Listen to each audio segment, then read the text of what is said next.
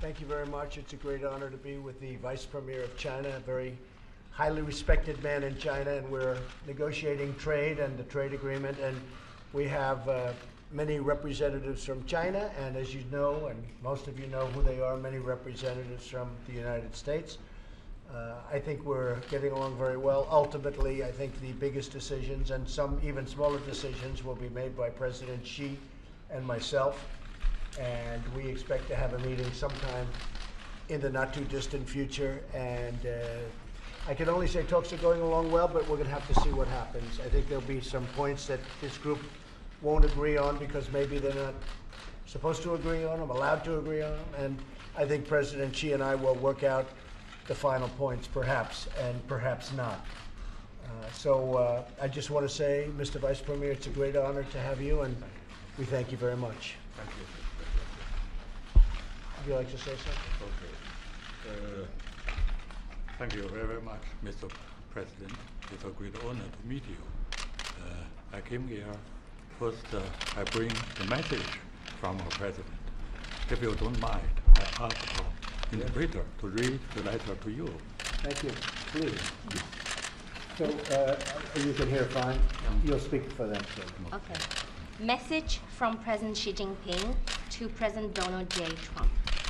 Mr. President, as China and the U.S. are holding another round of high-level economic and trade talks, I entrust Vice Premier Liu He to be my special envoy and ask him to bring you my warm greetings and best regards.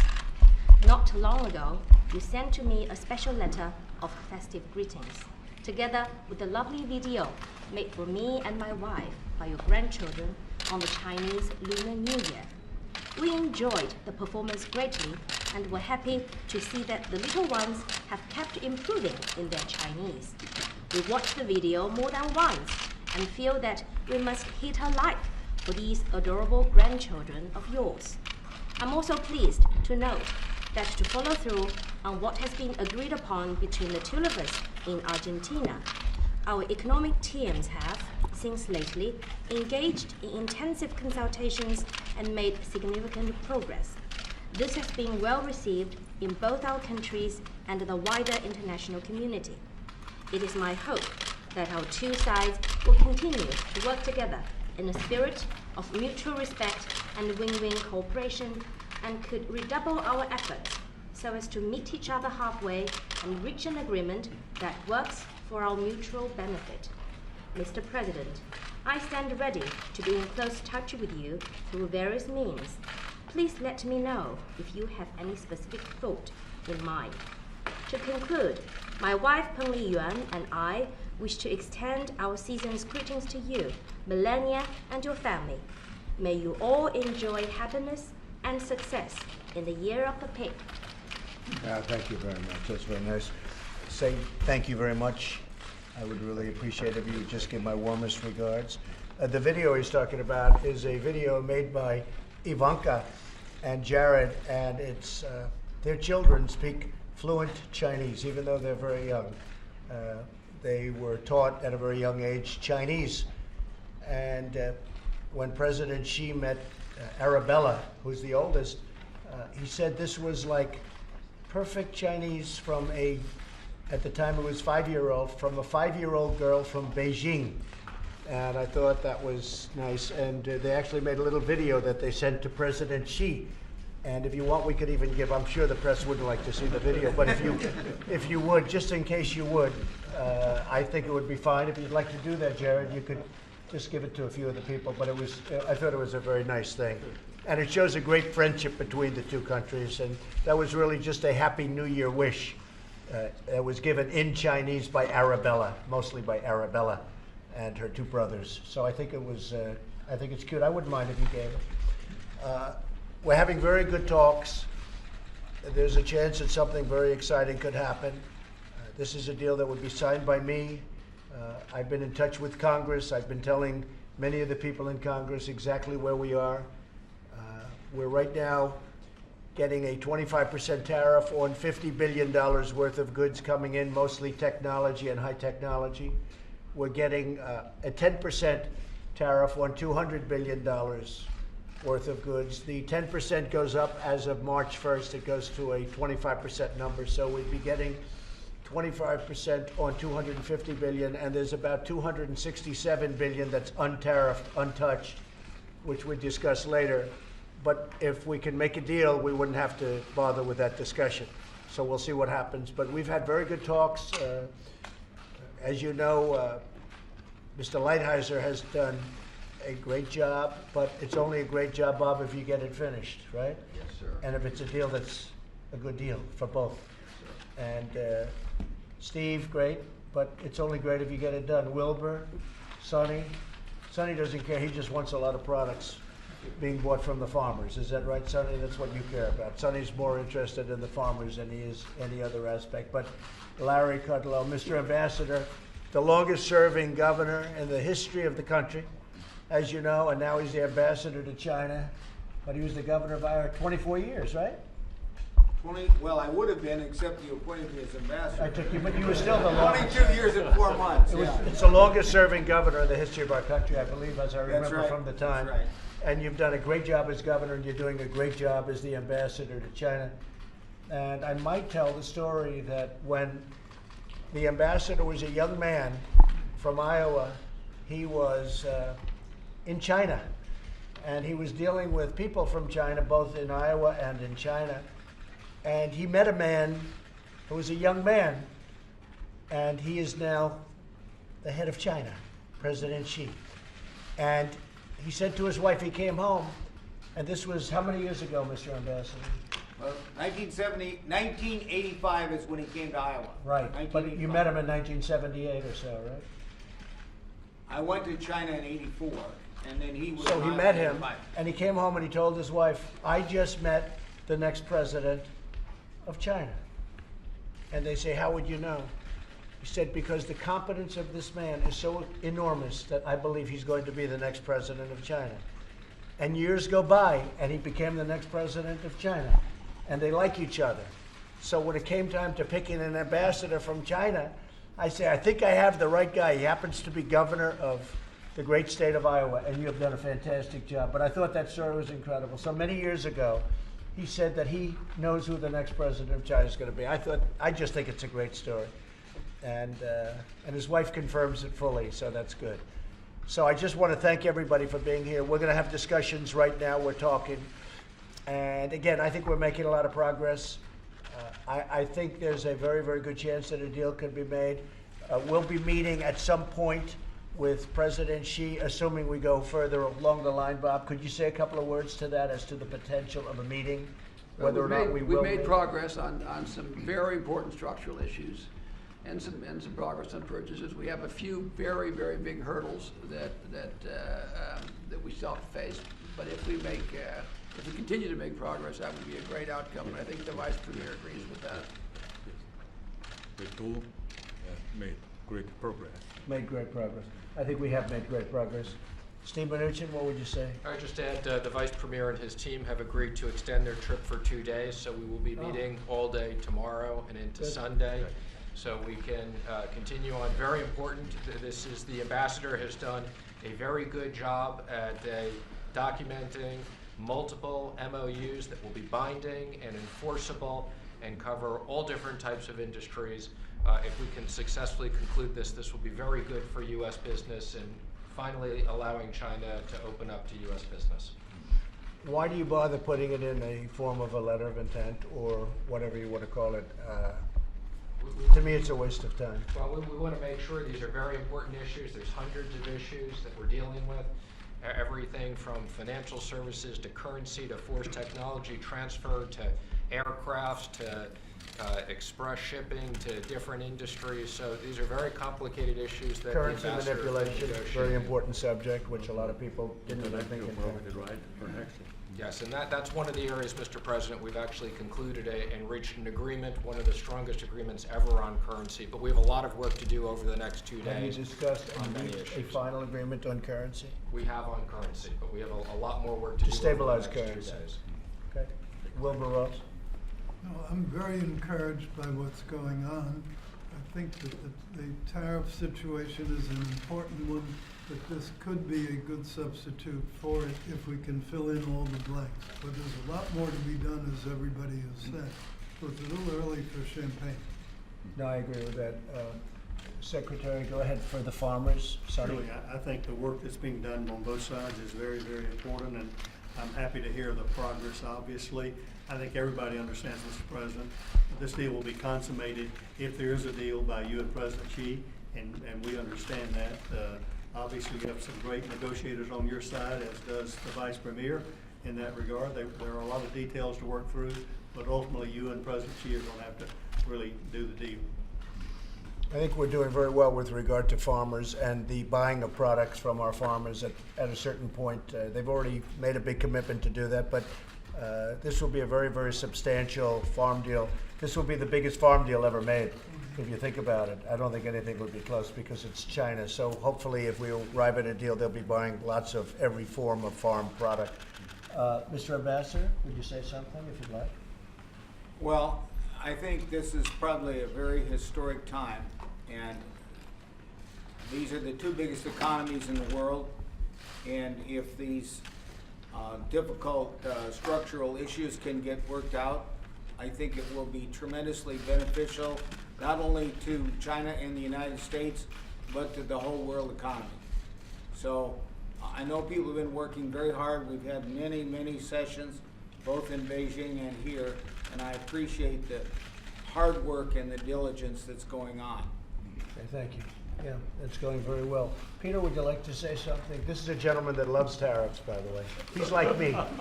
He and I loves tariffs. But Peter, go ahead. I agree with you, sir. Tariffs are simple and they're enforceable.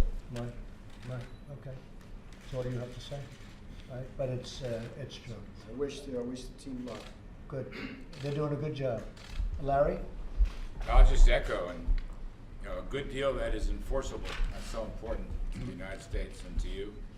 But if you get a good deal and we can reduce these barriers, I think it will be good for growth and prosperity for the U.S. and for China. I think the relationship has been very good. That's what I will say, more than anything else. As to whether we make a deal or not, who knows, but I think we have a good chance. But I think the relationship is outstanding. I think the relationship that we have now with China is better than it's ever been. And that's being, making a big statement. Our relationship, the president's relationship with me, President Xi's relationship with me, I think that it's the strongest it's ever been. One of the things that's so important to me is the fentanyl. And President Xi has agreed to criminalize the sale of fentanyl. Right now it's not a criminal product because I guess they call it industrial or they call it something, but it's not a criminal product. And China has much tougher laws than we do in this country on drugs. And they don't have a big drug problem in China. They have a thing called the death penalty. And China has much tougher laws than we do, but they've agreed to criminalize the sale of fentanyl, including the sale of fentanyl to the United States.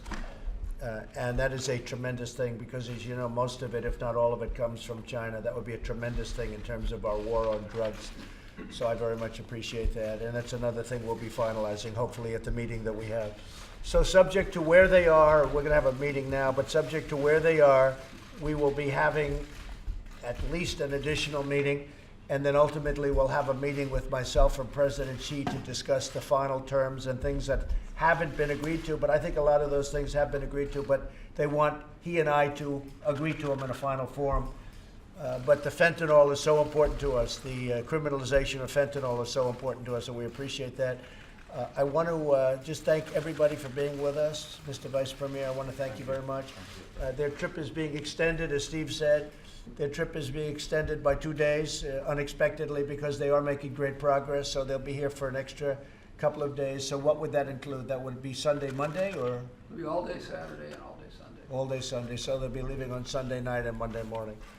So great progress being made. Let's see what happens. Thank you all very much. I appreciate it. Mr. President, do you expect to extend the deadline because of the progress here, or will you still stick with March 1st? Well, I set the deadline of March 1st, and right now it's at 10%. And I think that and you can tell this to President Xi, I think that if I see progress being made, substantial progress being made, it would not be inappropriate to extend that deadline. Keep it at 10% instead of raising it to 25%, and I would be inclined to doing that. I haven't even spoken to my people about it. Most people assume it'll just kick in automatically to 25%, but I'm the one that said it, and I think it was a reasonable period of time. But we're covering things that we didn't even know we'd be covering. We're going very deep into the trade and covering items that a lot of people wanted to cover and nobody thought we'd ever get to. But we have a one-time shot at making a great deal for both countries.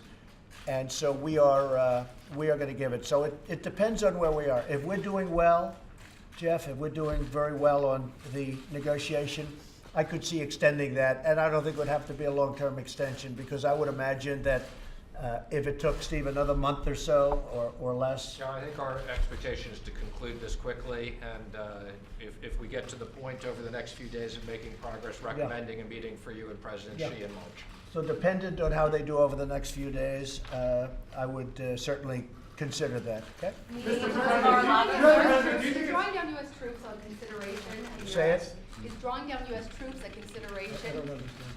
Is drawing down U.S. troops a consideration in your upcoming summit with North Korean Kim Jong-un? And No, it's not. No, that is not a consideration. That is not one of the things on the table. what is on the table? Oh, you really want me to discuss that now? I do. Everything is on the table. Mr. President, do you have any concerns about the Labor Secretary's handling of the Jeffrey Epstein case? I really don't know too much about it. I know he's done a great job as Labor Secretary, and that seems like a long time ago, but I know he's been a fantastic Labor Secretary. That's all I can really tell you about it. That's all I know about it. What about the charges against Bob Kraft? He's a friend of yours. Well, it's very sad. I was very surprised to see it. He's proclaimed his innocence totally, but I'm very surprised to see it. Have you spoken with Bill Barr about the release of the Mueller report? Have you spoken No, I have about not. that? You've No, said nothing to him I about have it? not. Do you expect to? At some point, I guess I'll be talking about it, but you know the nice part? There was no collusion, there was no obstruction, there was no anything, so that's the nice part. There was no phone calls, no nothing. We have I won a race. You know why I won the race? Because I was a better candidate than she was, and had nothing to do with Russia. And everybody knows it's a hoax. It's one of the greatest hoaxes ever perpetrated on this country. So I look forward to seeing the report. If it's an honest report, it will say that. If it's not an honest report, it won't. Yeah, go ahead. Mr. President, you've been at this, and your teams have been at this trade deal for a long time. Yeah, well, It seems not like a it's long time when you consider it's probably the biggest deal ever made. It seems like it's getting close to the finish line. At this point, when you boil it all down, do you believe it's more likely that a deal does happen or a deal doesn't happen? Well, I think I can speak for the United States. The question is an interesting one. Is it more likely that a deal happens or doesn't happen? Speaking for the United States, I would say it's probably more likely that a deal does happen. But that doesn't mean it's going to happen. Speaking for China, if you'd like to answer that question, you can. But I would say that it's more likely that a deal will happen. The fact that they're staying, and this is a very high delegation. This is a man who is revered all throughout China as the vice premier. So the fact that they're willing to stay for quite a bit longer period, doubling up the time, that means something. I think there's a good chance that it happens. Go ahead. Would you like to answer that question? Wait. Would you like to answer that question?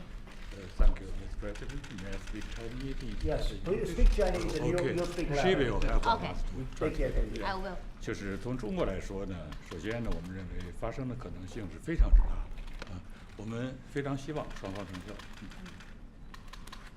So, from China, we believe it is that. You have to speak louder. I'm sorry. From China, we believe that it is very likely that it will happen, and we hope that ultimately we'll have a deal. 中方愿意尽最大的努力。 And the Chinese side is ready to make our uttermost effort. I think we both feel that way. I think we both feel that there's a very good chance that the deal will happen. Mr. President, on troops in Syria, why are you reversing course? I'm not reversing course. I have done something that nobody else has been able to do. In another short period of time, like hours, you'll be hearing hours and days, you'll be hearing about the caliphate. It's 100% defeated. Nobody's been able to say that. That doesn't mean there aren't some very bad people walking around and strapping on bombs and all of these things, but we've done a job that nobody else has been able to do. I heard Lindsey Graham this morning congratulating me on having defeated the caliphate, and frankly, I'm getting a lot of congratulations. At the same time, we can leave a small force along with others in the force, whether it's NATO troops or whoever it might be, so that it doesn't start up again. And I'm okay. It's a very small, tiny fraction of the people we have. And a lot of people like that idea, and I'm open to ideas. But the 2,500 people that we've had there will be going to different parts of the world. They may be going over to Iraq, where we have a very powerful base, a base that cost billions of dollars to build, frankly, and that we'll be using. But we have had tremendous success in defeating the caliphate.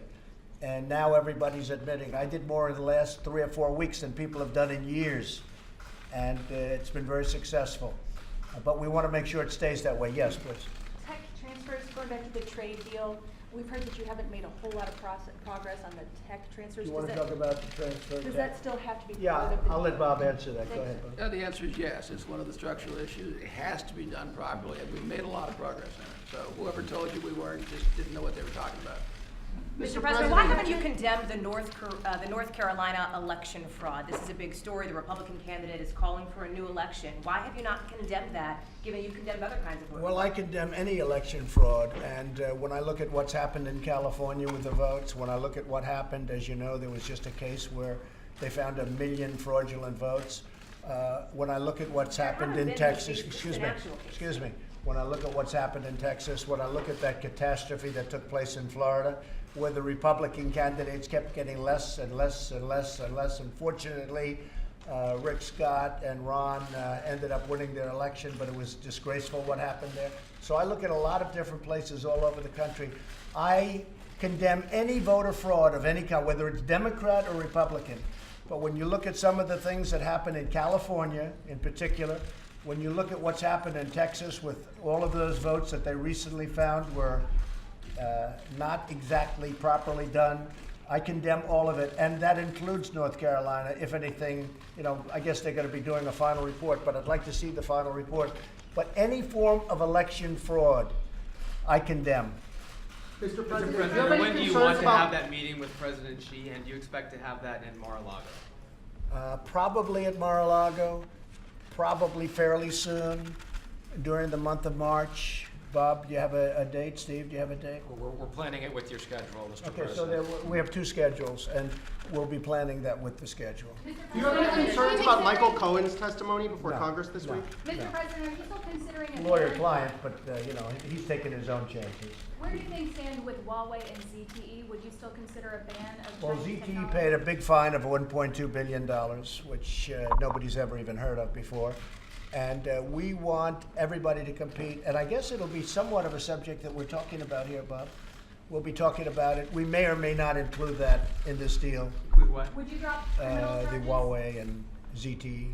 Would you drop criminal charges against Huawei as part of this deal? We're going to be discussing all of that during the course of the next couple of weeks, and we'll be talking to the U.S. attorneys, we'll be talking to the Attorney General, but we'll be making that decision. Right now, it's not something that we're discussing. Do you think that the congressional Republicans will stick with you on your emergency declaration and vote against? Oh, I think they'll stick, yeah. Everybody knows we need border security, we need a wall. I think it's a very bad subject for the Democrats. We need a wall. We've apprehended more people than we have in many, many years. Apprehended, meaning we've gotten, with a wall, we wouldn't even have to apprehend them if we had the proper structure. It's costing us a lot of money with the military. We have a lot of military there. We have tremendous border control and border security there. We have, I'll tell you what, the people of border security, people of ICE, the law enforcement, generally speaking, have done an incredible job at the border. We have caravans heading up, and we're able to head out the caravans. We've done a great job. But if we had the wall, it would be much easier. And frankly, it would be a job that would be perfecto, and it would cost actually, ultimately, a lot less money. So you don't think Okay. that Mr. resolution? President, You don't have a one resolution? Thank Mr. President, you don't have a resolution? What? Okay, I have a question from China Daily. You China tweeted Daily. yesterday that the U.S. will not block out the currently more advanced technology in terms of 5G, 6G. What do you mean? Well, I'd like to have all companies be able to compete. I don't want to artificially block people out based on excuses or based on security. I don't want to have a security Including problem. Huawei? Wait, I'm talking about everybody, really, including, but I'm talking about everybody. Yeah. I don't want to use artificial blocking. We want to have great 5G. Ultimately, that's going to morph into 6G. And probably 6G will be obsolete in about 2 months, the way it's going, you know, the way that whole world moves. But 6G at some point in the future will be obsolete. But I want to have competition with China, fair competition. I don't want to block out anybody if we can help it. Now, if there's going to be a security reason or something, then we have no choice.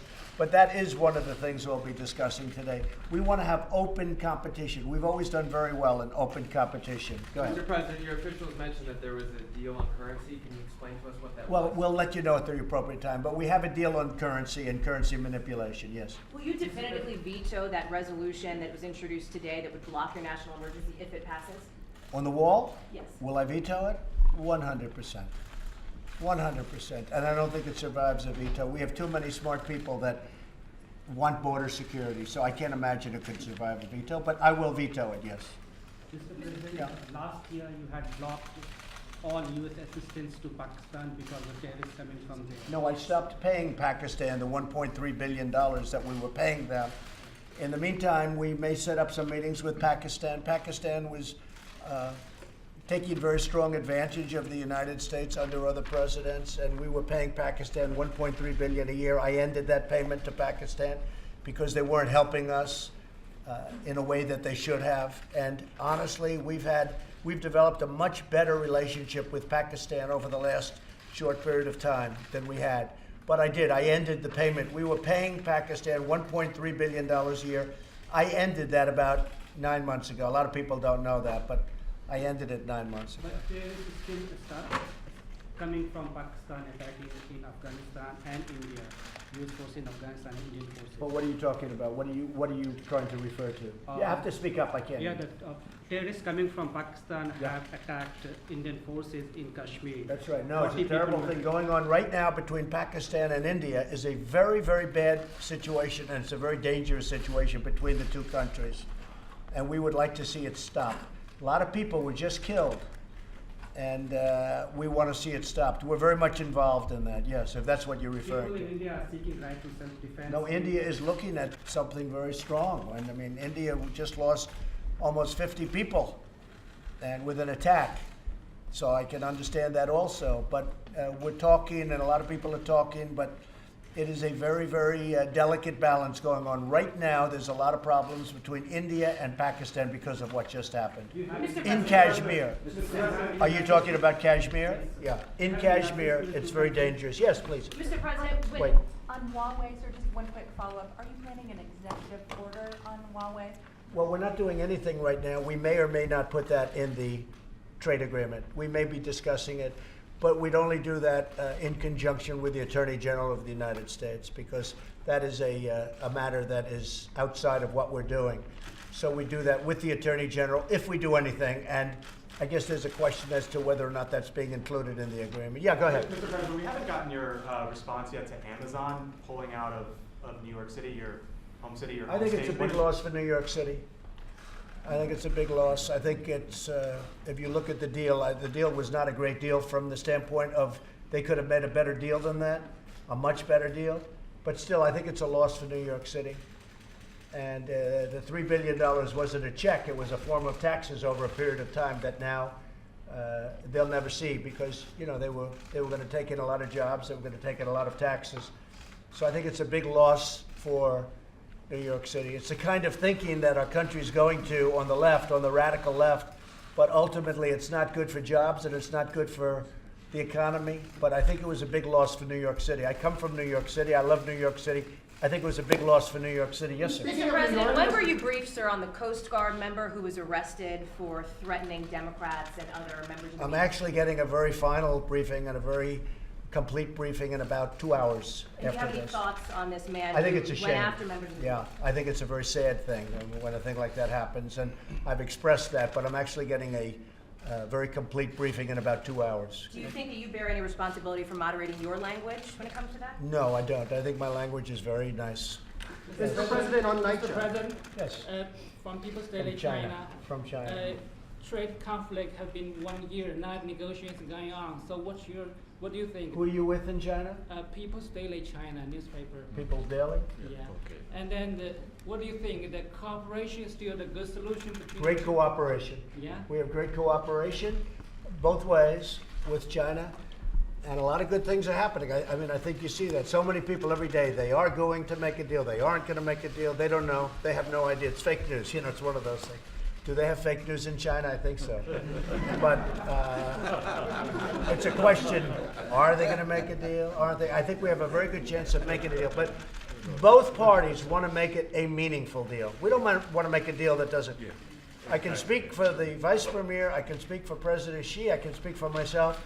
Both parties want to make this a real deal. We want to make it a meaningful deal, not a deal that's done and doesn't mean anything. We want to make this a deal that's going to last for many, many years, and a deal that's going to be good for both countries. But we want to make it meaningful. Now, with that being said, China has the advantage of having many years of tremendous success at the expense of the United States. So they understand that. And I never blamed China for that. I blamed our past leaders. Our leaders have done a lousy job with trade. Our country lost $800 billion last year with trade generally. $800 billion. So the Vice Premier understands that. So this same agreement should have been made 20 years ago, not now. Because for 20 years, the United States has been really taken advantage of. And I'm not blaming China. We should have done the same thing to them. But we didn't do that. We had presidents that didn't do their job. You want to know the truth? We had presidents that did not do their job. Yeah, go. Will the MOUs be a long-term deal? How long would your MOU stay? I think the MOU is going to be very short term. No, we expect to go into, I don't like MOUs because they don't mean anything. To me, they don't mean anything. I think you're better off just going into a document. I was never a fan of an MOU. So an MOU is a contract. It's the way trade agreements are generally used.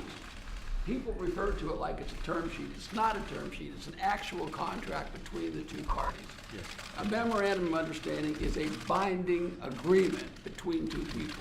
And that's what we're talking about. It's detailed. It covers everything in great detail. It's just called a memorandum of understanding. It's a legal term. It's a contract. And would you think that that would be a very long-term deal, sir? Yes, I think so. Yes. Contracts last while they last. There's no term. They last while they last. Mr. President, on North Korea. By the way, I disagree. I think that a memorandum of understanding is not a contract to the extent that we want. We're doing a memorandum of understanding that will be put into a final contract, I assume. But to me, the final contract is really the thing, Bob, and I think you mean that too, is really the thing that means something. A memorandum of understanding is exactly that. It's a memorandum of what our understanding is. But to me, the contract is, the real question is, Bob, so we do a memorandum of understanding, which frankly, you could do or not do. I don't care if you do it or not. To me, it doesn't mean very much. But if you do a memorandum, how long will it take to put that into a final binding contract? What? From now on, we're not using the word memorandum of understanding anymore. We're going to use the term trade agreement, all right? Okay. Right. No more. We'll never use the term agreement. We'll have the same document. It's going to be called a trade agreement. We're never going to use MOU again. Are they going to put that into another agreement? What we'll have will be a trade agreement that if we have major hurdles. I don't want to put the cart in front of the horse. Assuming you decide on an agreement, it'll be signed by the two people. It'll be a trade agreement between the United States and China. We're not going to use it. I like that much better. I like that term much better. Do you agree with that? Agree. Yes, it's I wouldn't go into a memorandum. I would go right into a trade agreement. Either you're going to make a deal or you're not. To have these other agreements doesn't mean anything. That word again. Because they're not that meaningful, in my opinion. But anyway, I like that much better. Mr. President, what do you think needs to be done after your meeting with Lynn Patton on NYCHA? Is that right? On what? You had a meeting with Lynn Patton on the New York City Housing Yeah, Authority? Lynn Patton is great. And I can tell you, the New York City Housing Authority, the mayor of New York, has done a terrible job with public housing. We're trying to help them, but the mayor of the city of New York has done a terrible job with respect to public housing. We're getting reports back, and it's a disgrace how badly New York City handles its public housing. And he's heading to Iowa, Bill de Blasio. Go ahead. Go ahead. Okay. Do you have any thoughts on Bill de Blasio heading to Iowa? Well, I think he has to learn how to run New York City before he starts running the country, because he hasn't done a very good job. On North Korea, Including, by the way, with Amazon. On North Korea, your own administration officials say that Kim Jong-un has not actually decided yet whether he wants to denuclearize. So how can you meet with him if he doesn't even want to get the goal We that have he had wants? such a great relationship, and China has helped us a lot with North Korea, with Kim Jong-un since I got to office. If I were not elected president, you would have been in a war with North Korea. We now have a situation where the relationships are good. where there's been no nuclear testing, no missiles, no rockets. We got our hostages back. We have many of the remains back and coming back rapidly. The remains of our great warriors from many, many years ago, and the families are so thrilled and so happy. We've had a great relationship. The Singapore was a tremendous success. Only the fake news likes to portray it otherwise. We would have literally been in a war with North Korea, in my opinion, had I not been elected. Okay, thank you very much, everybody. Thank you. We'll see how it goes. I think it'll be successful. You have to speak up. I'm trying. Steve King should run again for Congress. He said he won. You know, I don't know anything about the situation. When did he announce that? So today, he said he won. I have not seen it. He hasn't told me anything, so we'll have to take a look. You still in touch with him? I haven't spoken to him in a long time now. I haven't spoken. I have not been involved in that. Thank you very much, Thank you everyone. very much, Russ. Thank you. Thank you, Mr. President.